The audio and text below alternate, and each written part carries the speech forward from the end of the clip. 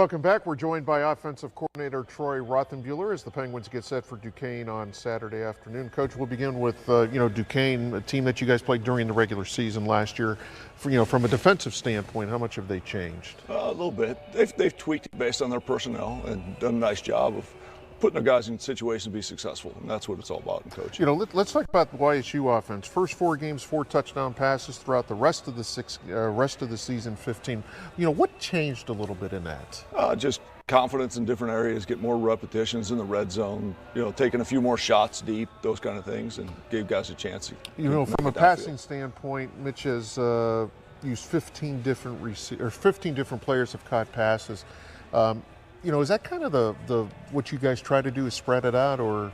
Ideally, you're trying to get it to certain guys at certain times, but what tells you that he's learned a lot is that he's able to go through the progression and get to the next guy when the first guy's covered. You can call for Bryce, but then all of a sudden it's in Tom Zach's hands and he ends up with 10 catches for the game. It just depends on how the defense is playing. Max has had a big year. What has he kind of brought his second year to the offense? Just the little things. He's tough, he's athletic, he's got good hands, he's courageous, and he'll do whatever we ask, and he's done a really good job. Some people label him kind of like that possession receiver. Do you kind of look at him that way, or? Not at all. He Okay. could break any one of these that he gets his hands on. He's loose enough and fast enough to do all those things, and it's just a matter of getting free. CJ's back, from the injury last year. How big of an impact has he had? He has way bigger impact than it shows in the stat sheet, because he has bought all in, done a phenomenal job blocking, helping get Max all those yards, helping get other people open, helping get the running backs in the end zone. And when his number's called, he's made plays. Well, what about Bryce? The senior guy here, had a chance to maybe go somewhere else, but decided to come back. Yeah, it's been up and down. He went through a dry spell for a little bit, and all of a sudden he dropped in 2-3 touchdown catches, and everything was good, and it was. Sometimes it gets frustrating for those guys because they don't get the touches and those things, but sometimes the defense is playing well against them. How much confidence does this offense have right now? We feel pretty good because we feel like we can do a lot of things, and a lot of guys can touch the ball, so it's hard to defend.